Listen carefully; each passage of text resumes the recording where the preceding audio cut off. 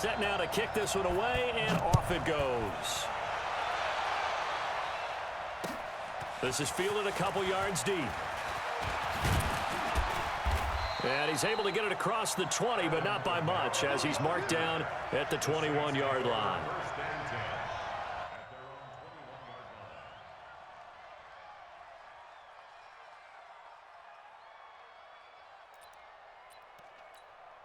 Ready? 5-8, 5-8. I don't think you got it, sir. Now a first carry for Latavius Murray. And forget about finding a lane. He barely had time to look up before he was planted in the backfield. Well, we just saw a great example of what we talked about with his coach prior to the game. He's definitely one of the better linebackers at reading a play and flowing to make the stop before it turns into something big. Limited running room as he'll get about 3 to the 21. And that's one of the reasons you like to blitz even on rundowns. It confuses the blocking assignments and doesn't allow those offensive linemen to get up to the second level. Now Breeze on third down.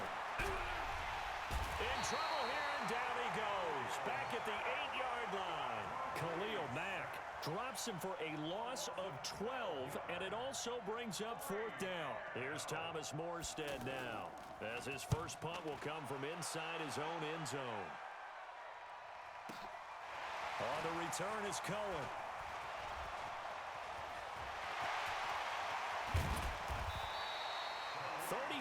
Yards on the return. Picked up some good blocks as well. And it'll be a short field for the Bears as they take over 1st and 10. From the 34 now, here's 1st and 10.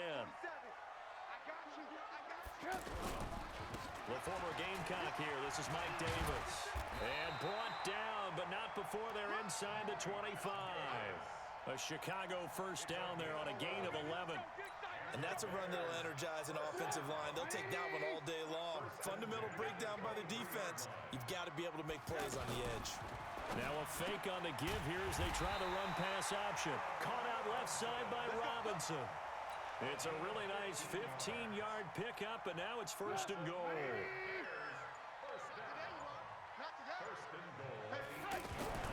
They'll try and run forward with Davis. And from the 9, they get this to the 5-yard line.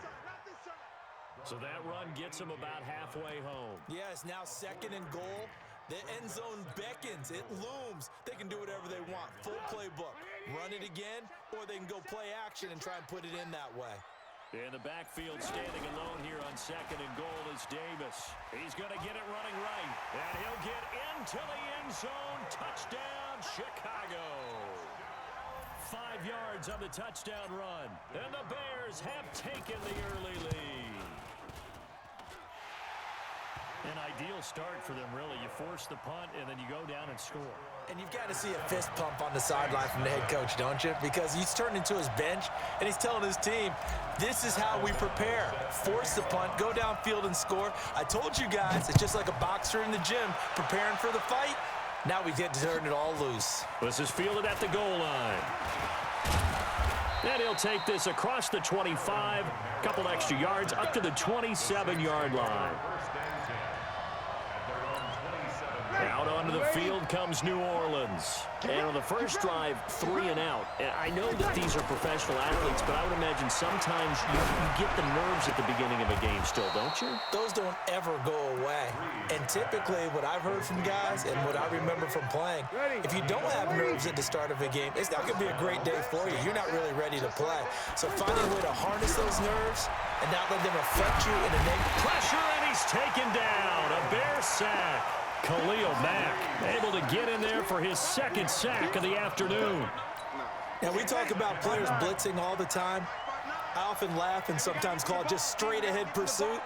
What a running start right back to the backfield for him. Yeah, it really didn't give anybody a chance to get up there and stop him. No, I mean, that's really, really difficult. You're asking a whole lot anyway, but when he gets that kind of a start and comes through clean, oftentimes the advantage definitely goes to the defensive player.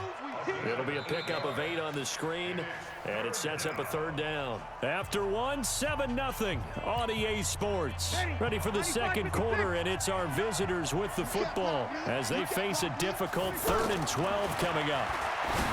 Breeze now. And this is Cook with a grab. 2 yards is all they'll get on the completion. It's 4th down. Brandon, perfect defense in this situation would have meant that there was an incompletion that would have picked it off. Okay, so they gave up the completion. But I really enjoyed watching how the defense stayed in sync, stayed in great communication. And as he dragged across each zone, you see him pointing, communicating. There he is, and they passed him off to each defender. Ended up making a nice play, even though it was complete.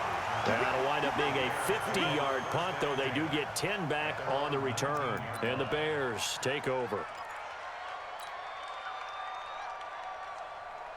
And now Chicago getting ready to go as they take the field. Now they'll be looking to duplicate the efforts of drive number 1 that resulted in 7 points in this 7-zip lead. Well, you know how much I enjoy horse racing, right? Looks like they caught a flyer out of the gate, as they would say when you're running the big-time races. Means they get out to a fast start. They're setting the pace, making the other team chase now. So the opening play of the drive goes backwards. Now they'll come up on 2nd and 12. Flushed out right. He's got a first down past the 30. And all the way up to the 46. The catch and run pays off for 29 yards. Looked like the defense put pretty good pressure on him, but he's able to flush out to his right to try and evade people. On the run, had to get on his horse. Still accurately throws a nice pass for a first down. And he works his way forward for about 4 up to the midfield stripe. I call that play a success. A nice inside run sets up a very manageable 2nd down. A very solid gain on that play. Coming up to the line, and they will need to run another play here before the 2-minute warning. Stepping up, he's going to keep it. And avoids the contact by sliding. 7 yards there and a first down. Partner, he was going through his progressions. Not there, not there. After about the 3rd one, he decided he better pull it down and run for it. And he slides down and avoids the hit for good measure.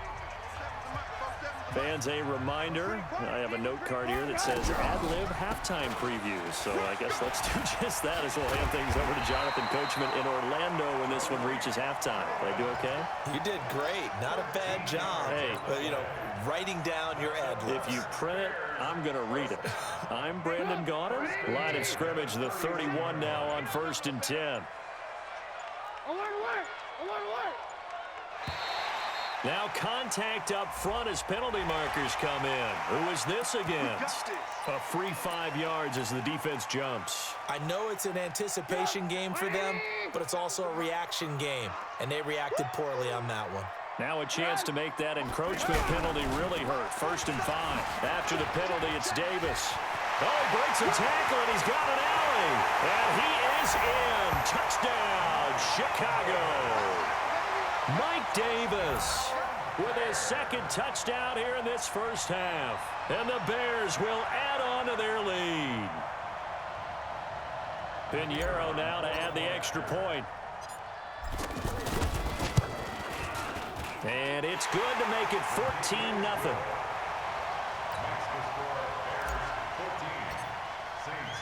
The kickoff team on the field now as they will send this one away. This is taken about 7 yards deep. And he'll take it back to about the 19-yard line. Back out onto the field now comes the New Orleans offense. Already down 2 touchdowns here in the first half. This becomes a pretty important drive, doesn't it? It certainly does. And Kamara has it stripped. But I think the Bears have recovered. They have. the psychology of the game never ceases to amaze me, because you would think there would never be a fumble from what we hear from coaches all the time, right? And how much they practice not fumbling. Practice it, preach it, talk about it all the time. You would think no one would ever turn it over. Yet they are humans out there running around, and we just saw another one. Opportunistic by the defense. No gain on the play. It'll be second down. Officially nothing on that last run. They'll try again, 2nd and 10. They'll toss to Davis. And he gets it inside the 10 to the 9. Now the Bears going to call the first of their timeouts as they stop it with 11 seconds remaining in this first half.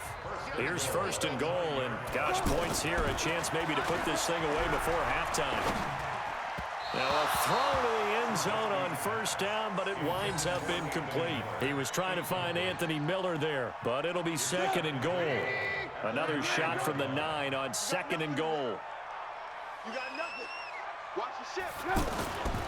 Now it's Trubisky. And Miller will pull this one in. He's got it for the Bears touchdown. Anthony Miller in the final seconds of the first half. And the Bears will extend their lead. Extra point up and through. And that makes the score 21-0. The kickoff unit is out on the field, and they will send this one away. This is fielded a couple yards deep.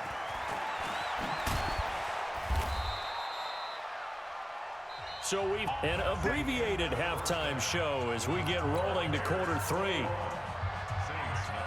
All right, Coach, thank you, and we welcome everyone back for quarter number 3. Set to resume. Here we go with the second half. The Bears holding the lead and ready to receive the kick. This will be fielded on the back line of the end zone.